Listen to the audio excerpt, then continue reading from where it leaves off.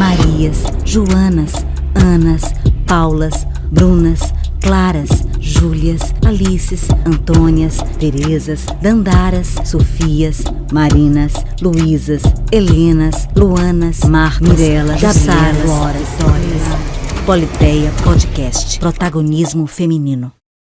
A proposta era desafiadora, criar uma arte erudita brasileira a partir de raízes populares. Para isso, o escritor e dramaturgo Ariano Suassuna fez nascer em Pernambuco o movimento armorial, com ecos, por exemplo, na literatura, nas artes plásticas, na música e na dança. Entre os nomes de proa do movimento armorial, está a bailarina e coreógrafa Maria Paula Costa Rego, a convidada de hoje do Politeia, o nosso podcast sobre protagonismo feminino. Não esqueça de se inscrever nos nossos canais YouTube e Spotify. Maria Paula, gratíssima pela sua presença aqui no Politeia. Eu fiz a abertura falando do movimento armorial e pergunto para você como é que foi a sua entrada nesse movimento criado por Ariano Suassuna. Agradeço o convite. Muito obrigada. Bem-vinda. Então, minha entrada foi um acaso, apesar de já ter frequentado a casa de Ariano por muito tempo. Mas eu estava fora do Brasil e tinha levado A Pedra do Reino embaixo do braço. O romance escrito por ele. Exatamente. E aí eu lendo nesse lugar longe, maravilhoso, era uma praia da Argélia. A gente foi trabalhar. E aí eu morria de rir, chorava, tinha saudade, enfim, me encantei com aquela literatura e queria absolutamente uma dança daquela maneira, brasileira, com mil conexões, uma maneira de transformar o que vem da terra, né? De trazer o que vem da terra. Então, o grial é bem esse encantamento que eu tive com a Pedra do Reino. E foi aí que eu hoje eu olho para trás e vejo que foi ali que eu entrei no movimento armorial. O grial, que é o grupo de dança que você fundou em 1997. Exato. Bom, aí, antes de ir para Paris, você integrou o Balé Popular do Recife, que também tem raízes na proposta estética de Ariano Suassuna, do movimento armorial. O Balé Popular criado em 77, você ficou lá alguns anos, aí você pode falar para a gente quantos anos você ficou, e o Grial, que foi fundado por você em 97. Tem 20 anos aí separando a fundação de um grupo do outro. O que distingue essas duas experiências, Balé Popular e Grial, considerando que eles têm uma mesma raiz? A sensação não. A dança popular, ela não conta histórias, ela se apresenta, né? Então, o balé popular era um pupurri, né? Era uma coleção de danças do Nordeste, né? Frevo, boi de matraca, enfim, maracatu rural. Mas a finalidade do balé popular não era contar histórias, né? Ele não pensa em narrativas, então, automaticamente, não tem as narrativas corporais. Existe a dança popular em si, né? Já a dança contemporânea, a dança moderna, né, já vem a vontade de contar histórias através do corpo. Não é ipsilíteres como no teatro, mas essa criação corporal de emoções que vai contando as histórias, né? Isso a dança popular não tem. Então, a diferença de caminhos ou de entradas é essa. A dança popular, ela, mesmo que seja, que eu detesto esse nome... dança, como é que se dá, dança popular, que se chama parafolclórica, né? É feio demais, precisa achar outro nome poético para a dança popular, né? Que é essa que recria, sem ser a dança de tradição. Então, tanto a dança de tradição como a dança popular, ele não conta histórias, né? O balé, até o cavalo marinho, poderiam dizer, não, mas o cavalo marinho conta histórias. Não. Não da maneira como recria cada espetáculo uma história nova, não, ali é a mesma história durante anos e é incrível, é o que a gente tem para mim de quase mais bonito de tudo, né? Que é lindo, forte, enfim, inspirador. E a dança contemporânea é essa recriação a cada espetáculo, né?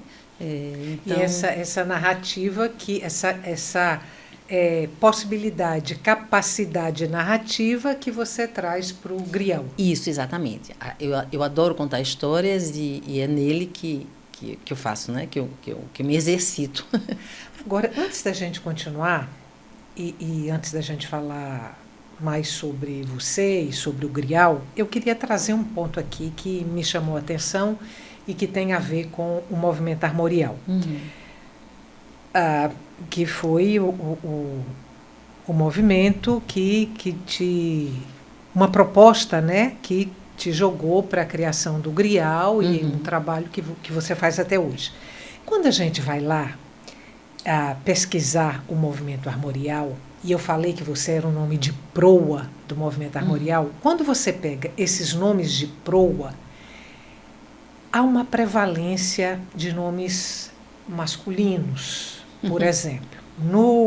Na minha escavação, de cara, eu encontrei Francisco Brenan na pintura, Gilvan Samico na gravura, Guerra Peixe, Cocide Almeida, Jarbas Maciel e Capiba na música, Marcos Acioli na poesia. Aí, quando chega nas mulheres, eu encontro Janice Japiaçu na poesia, Zélia Suassuna, que era a mulher de Ariano, na pintura, e você, Maria Paula Costa Rego, na dança. Você tem uma explicação para essa presença maior dos homens do que das mulheres no movimento armorial? Não, uma explicação não. A gente tem uma explicação que nós, mulheres, sabemos que os homens, eles têm caminhos mais fluidos, né? Os caminhos se abrem muito mais, né? As pessoas pensam neles para eventos, sei lá, né? É sempre um nome de homem que vem à mente quando se pensa num projeto, numa história, entendeu? Então, eu acho que isso deve ter acontecido, né? Certamente. Eu não sentia machismo de forma nenhuma em Ariano, né? E no entorno, de forma nenhuma. Tanto é que ele tratava de trazer representatividades, né? Para dentro da secretaria e tal. Com mulheres, com homens, com pessoas negras, pessoas indígenas, enfim, pessoas da tradição, tinha sempre... Mas é verdade que não éramos muitos, né? Não éramos muitas. E isso tem uma explicação, né? Mas talvez eu, por esse manto afetivo, eu não tenha um olhar, né? Porque ele sempre foi muito, muito atencioso comigo, né?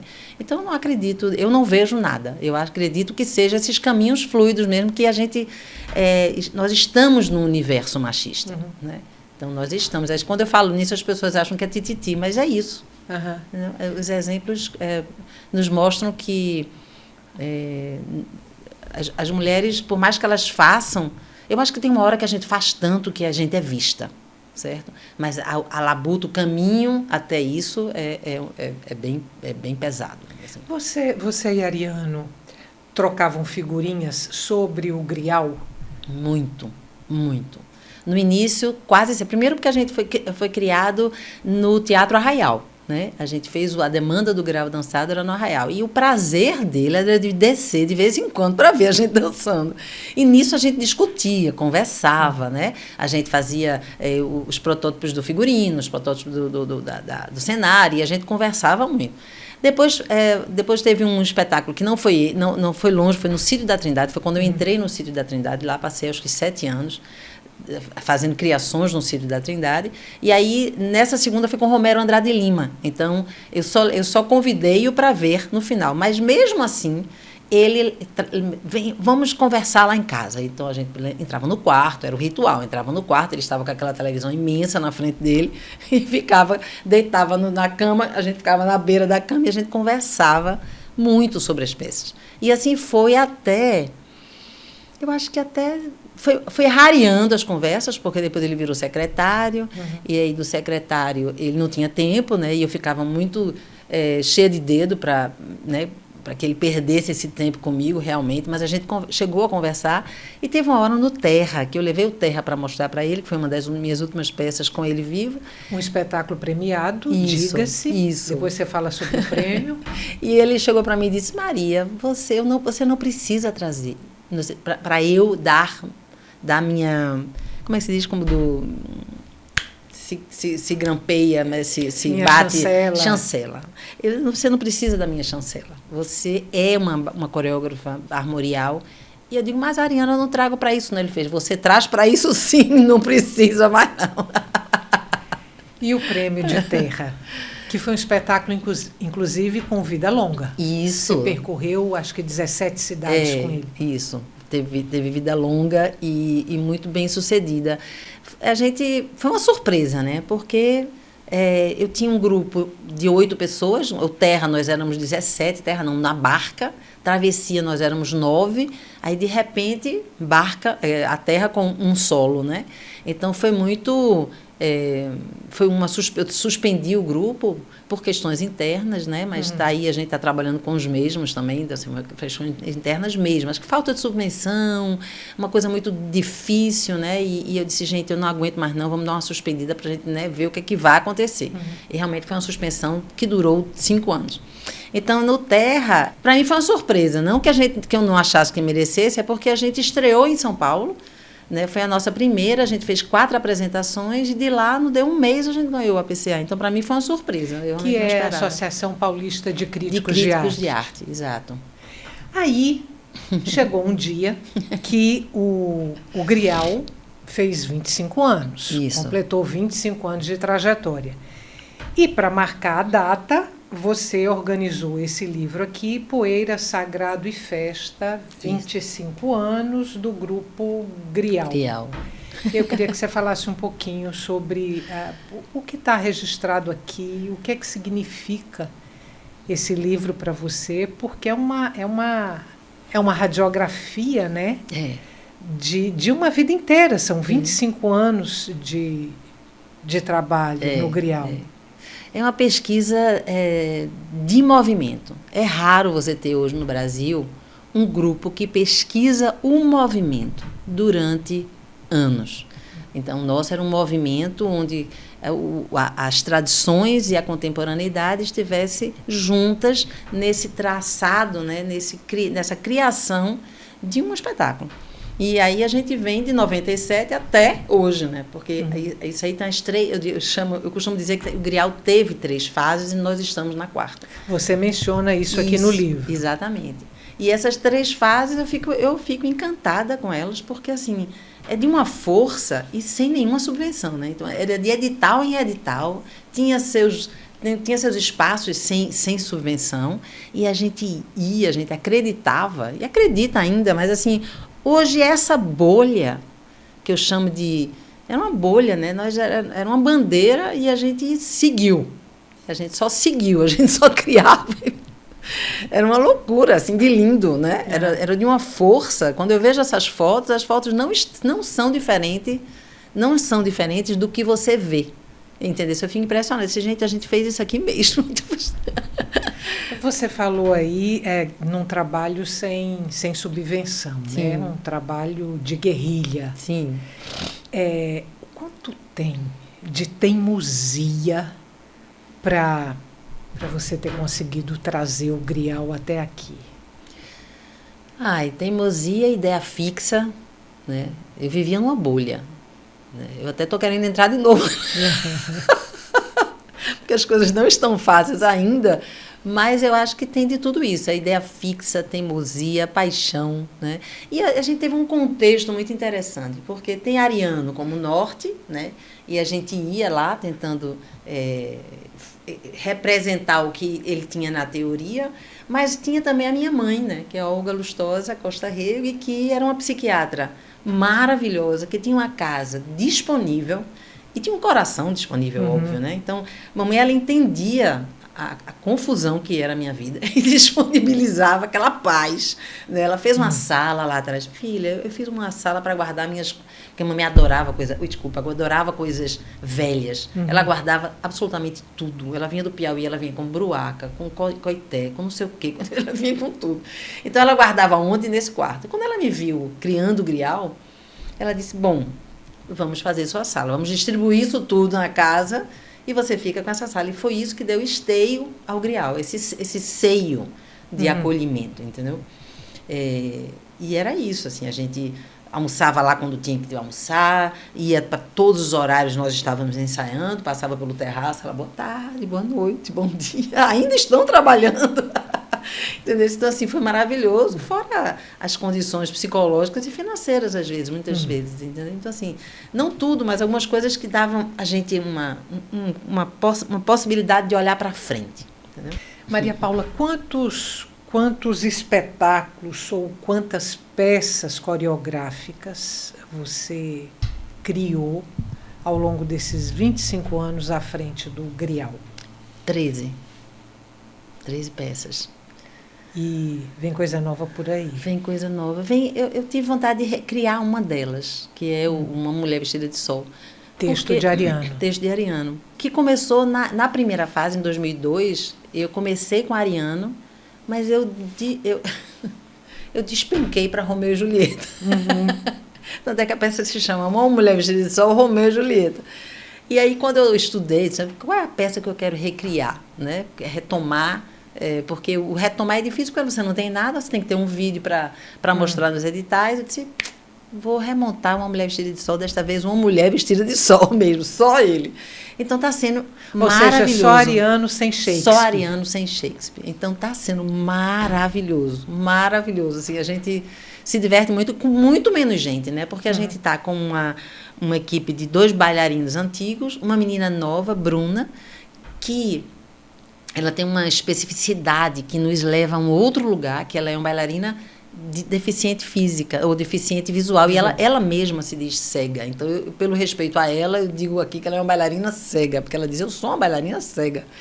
Então, e ela está trazendo esse universo, descobertas, maneira de estar em cena, ela propõe, o estado dela propõe outras soluções. Então, eu acertei nesse lugar quando eu disse, gente, eu quero trabalhar, porque assim, nos editais, as pessoas pedem que a gente proponha acessibilidade. E aí eu me pergunto, gente, mas eu não entendo de acessibilidade. Eu nunca convivi, a gente não convive, infelizmente a gente não convive. Quando eu morava em Paris, assim, minha vida atravessava pessoas mudas, surdas,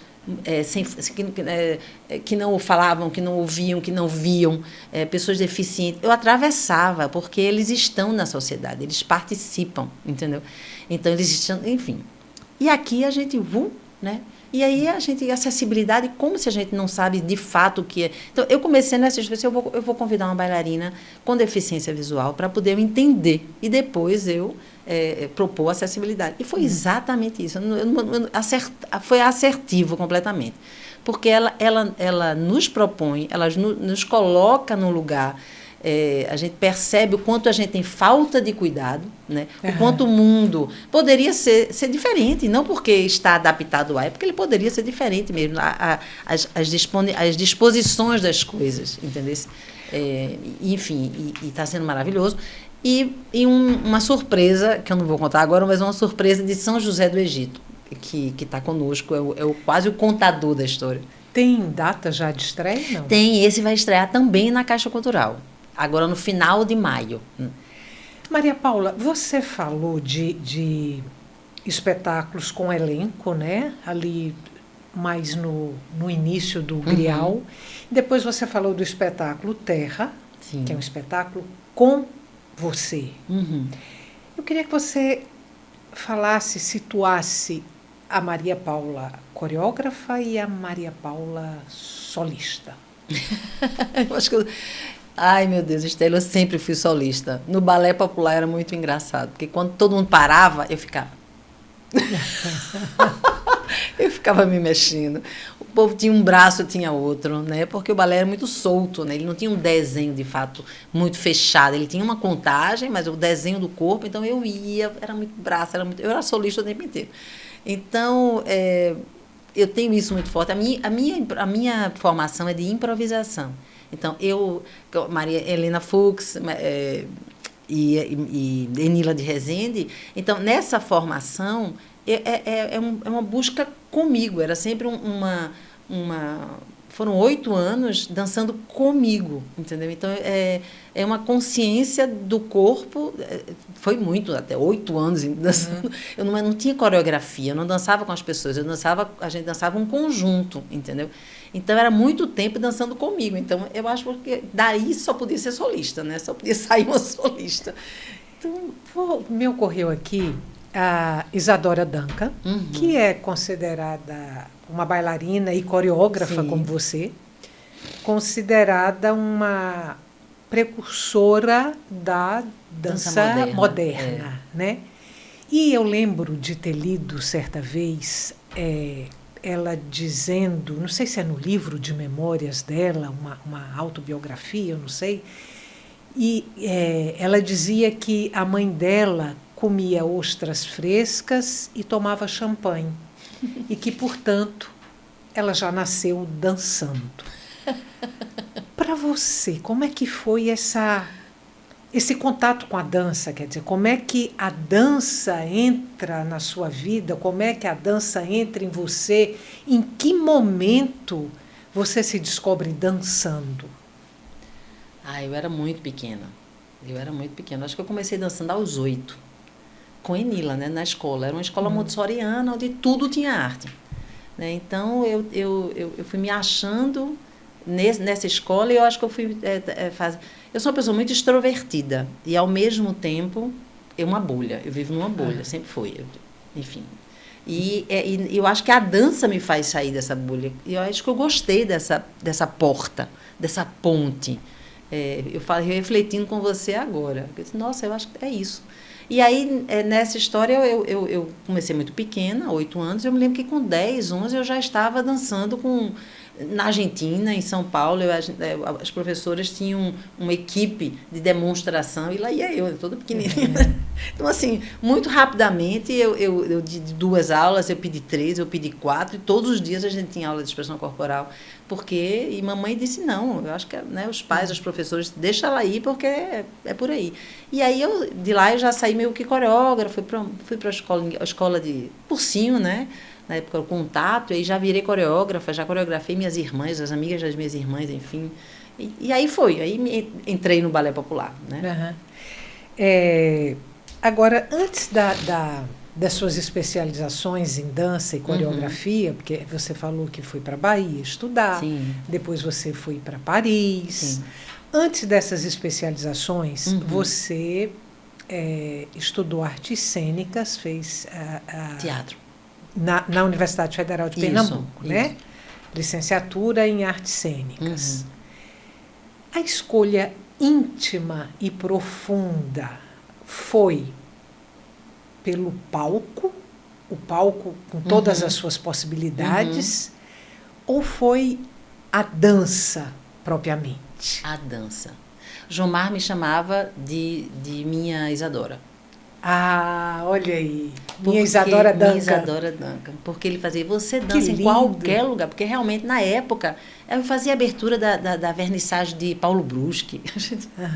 A gente dançava naquelas escadarias do Mamã, a gente dançava no teatro, a gente dançava, eu não me lembro de uma exposição que teve na Praça do Derby. Lembra que tinha ainda um lago no meio, um peixe-boi? Lembro. Naquela época... Chica, era o nome do peixe-boi. Lembro demais. A gente dançava ali naquela borda, meu Deus, vai cair a gente lá dançando na borda. Então, assim, e Jomar me dizia, minha Isadora, entendeu? Porque eu dançava em qualquer lugar, a história era dança.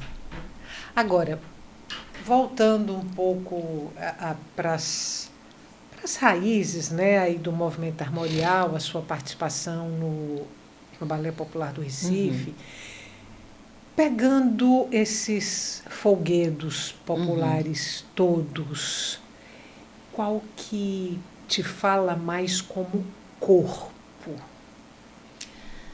Cavalo Marinho, né? A sambada de maracatu rural, que não é o que acontece nos desfiles, é o ensaio, né? Todo ensaio todo não, mas muitos dos ensaios da cultura popular são chamados de sambada. Então, as sambadas de maracatu, as sambadas de maracatu também nação, né? Aquele corpo da baiana, para mim, é riquíssimo. E é isso, o afoxé, a maneira como o afoxé mexe, né? Ele é possível. Eu me encanto com aquilo que é possível, que eu não me encanto pelo passo. Eu me encanto pelo movimento, aquilo que eu consigo atravessar e ir para outro lugar. Então, o passo em si não me interessa, mas aquele movimento que você consegue passar para outra coisa, você volta, você vai embora, entendeu? Ele não é muito marcado. Então, o maracatu é cheio, o cavalo marinho é isso, né? As pisadas, o tripé, né? O trupé, enfim. Quero trazer uma outra experiência sua, bem recente, inclusive. Você como diretora de Tuca Andrada, num espetáculo inspirado, baseado em Torquato Neto, que é uma das referências do tropicalismo. Isso. Como é que foi essa experiência sua como diretora de teatro? Quero crer que não foi a primeira, né? Porque você tem essa pegada também de dirigir, mas essa é uma experiência muito recente. Vocês ficaram em cartaz ali no Teatro Hermílio Borba Filho. Isso.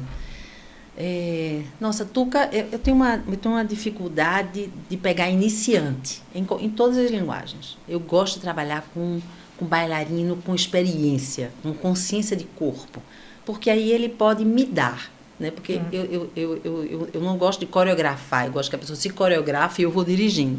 Com Tuca foi isso. Tuca é incrível como ator, né? Ele é uma mulher, ele é um camaleão, né? Às vezes eu fazia, meu Deus, isso é Tuca mesmo que está aqui hoje, porque era outro personagem, ele tentava outra coisa, dava outro resultado, entendeu?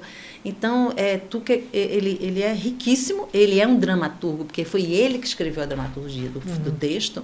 Então, a gente só fazia brincar e costurar e dizer, não, isso aqui é para o outro lado, isso aqui não é, eu quero mais, eu quero menos. Eu era mais uma diretora de corpo, né? Exigindo para ele. E ele também tinha isso, né? Ele tem essa noção do corpo poético que ele tem, né? Que é o teatro, né? Ele é um homem de teatro. E eu assim, entrava como uma mulher de dança pedindo uma construção poética do movimento. Ele vinha com a palavra, talvez, e com o corpo, certamente, mas eu vinha com o movimento. Tinha que fluir, tudo tinha que fluir, né? Então, essa era a minha demanda e a minha exigência com ele. Vou voltar para o armorial. Passados todos esses anos, né, do movimento armorial, que nunca foi consenso, né? Assim, havia uma certa resistência, inclusive, ao movimento armorial, por parte de alguns intelectuais, de alguns artistas, alguns jornalistas, enfim. Nunca foi consensual. Mas embora tenha tido muita visibilidade, passados todos esses anos, você acha que o movimento armorial deu um outro lugar para essas manifestações da cultura popular? Eu acho que o movimento armorial ele é necessário, né? Porque a gente ainda não se vê, a gente ainda tem uma imagem não, como é que eu digo, fluida, não, às vezes eu estou péssima com o meu português, né? Não, as imagens muito... Aqui é proibido falar francês, tá? Oh, mon Dieu! Tem que ser tudo em português. A gente tem dificuldade de olhar quem somos, como raça, como povo, como país. E Ariano, ele dizia que ele botava a riqueza da cultura popular na nossa cara, né? Ele usava, ele manuseava e trazia, apontava de onde vinha, né? Ele não dizia, não, isso tudo é uma criação minha, não, ele dizia, é dali, essa é a riqueza que nós temos, a gente pode construir um Brasil contemporâneo com todo mundo junto, enfim. Então, eu acho que ele deu espaço no sentido de ele abriu uma janela para esta riqueza, né? Agora, eu acredito que tem muita ignorância, né? Tem muita gente que acha que ele é fechado, mas eu acho que esse resultado é porque a pessoa não leu de Ariano, sobre Ariano. Por exemplo, a gente tinha um hemisfério sol, a gente tinha um solo meu correndo naquela tela e uma guitarra. Não era uma guitarra, era uma rabeca traficada, né? Feita pelo compositor musical da época, da trilha. E ele amou. Ele dizia, que instrumento é aquele do seu solo quando você sai correndo pela parede? E parecia uma guitarra. Então, assim, mas ele sabia que a gente não ia usar uma guitarra, o grial, ele sabia que a gente não ia usar, então ele ficou curioso com a força daquele som, que era estridente, era neurótico, eu corria neuroticamente, enfim. Então, eu não acho, falta talvez uma abertura para compreender o discurso de Ariano, né? Porque ele não era contra o som da guitarra, ele era contra a utilização da guitarra como símbolo de vai melhorar o nosso rock, quer dizer, a nossa música, que ele não usava o rock, vai melhorar, usando a guitarra, vai melhorar porque a gente vai se assemelhar à música americana. Era por aí o caminho, entendeu? Você consegue ver ecos do movimento armorial na cultura de massa? E aqui eu estou pensando especificamente em Guel Arraes, quando ele levou o Alto da Compadecida, talvez a peça de teatro mais festejada de Ariano, quando ele leva o Alto da Compadecida primeiro para a televisão e depois para o cinema. Você enxerga esses ecos de uma forma possível? Acho, e Ariano estava de acordo, inclusive dessa retomada aí que tem o capítulo, como é o 2, o 3, o 4, né? Segundo Dantas, ele estava de acordo de tudo isso, né? Ele cedeu porque... Então, eu vejo eco... É porque é muito difícil, na época em que Ariano vivo, era muito difícil você se dizer armorial, porque você ficava embaixo das asas de Ariano, né? Então, as pessoas não queriam se dizer armorial, porque não queriam estar embaixo das asas de ninguém, não era só Ariano. Então, eu acho que tinha essa negação.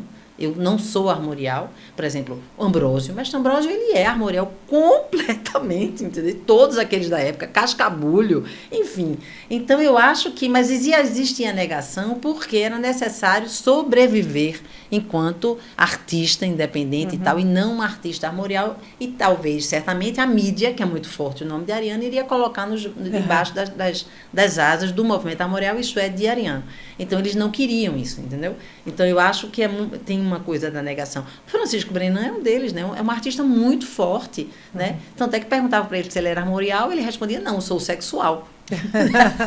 Entendeu? Ele não interessava ser armorial, porque ele ia ficar embaixo do movimento armorial das asas de Ariano. Então, ele não queria, ele queria independência, entendeu? Mas uma fase, ou ele em si, quando você vai no ateliê dele, é completamente armorial, né? Mas eu entendo ele, entendeu? Para a gente terminar, Ednardo. Uma composição de Ednardo que diz: porque cantar parece com não morrer. Parafraseando Ednardo, para você pode ser porque dançar parece com não morrer? Total. É vida. Todos os dias eu acordo dizendo que eu ainda não terminei, a gente ainda não chegou, que ainda precisa lutar muito, né? Por mim e também pela dança de Pernambuco, né? Eu acho que a gente precisa, por exemplo, quando eu exijo, não, agora tem que ser subvenção, agora tem que ter uma relação de respeito, agora tem que ter... Eu falo por mim, porque eu cansei, né? Mas eu tenho estrada para dizer isso, então, como eu tenho estrada para dizer isso, eu sei que eu preciso dizer, porque tem gente atrás, né, uma geração toda que precisa sobreviver, que precisa de respeito, né? E que a dança precisa tomar espaço em Pernambuco. Ela ainda não tem. Então, porque dançar parece com não morrer, a gente se despede aqui, desejando já para você uma temporada bem bacana com esse espetáculo que vem aí, Uma Mulher Vestida de Sol. E obrigada mais uma vez. Eu que agradeço. Acho que espaços como esse ajudam, né, a ampliar. E só agradeço. Então, volte outras vezes. Para você que ficou com a gente até agora, muito obrigada pela companhia. Até o nosso próximo encontro. Que nada nos defina, que nada nos sujeite, que a liberdade seja nossa própria substância, já que viver é ser livre. Simone de Beauvoir. Equipe técnica deste episódio. Apresentação e pesquisa, Estela Mari Saldanha. Idealização, direção e edição, Fernando Lobo. Coordenação de produção, Marcelo Rios. Assessoria de imprensa, assistente de pesquisa e produção executiva, Patrícia Braga. Câmeras, João Paulo Mageiro e Vitor Santana. Designer gráfico, Alice Lobo. Designer de animação, Ailton Nativo. Make-up, Tasha. Administrativo, Cláudia Pedroso, Alice dos Santos e Eliane Ribeiro. Voz da abertura e créditos finais, Cira Ramos. O Politeia Podcast é gravado nos estúdios da Videotape, Recife, Pernambuco.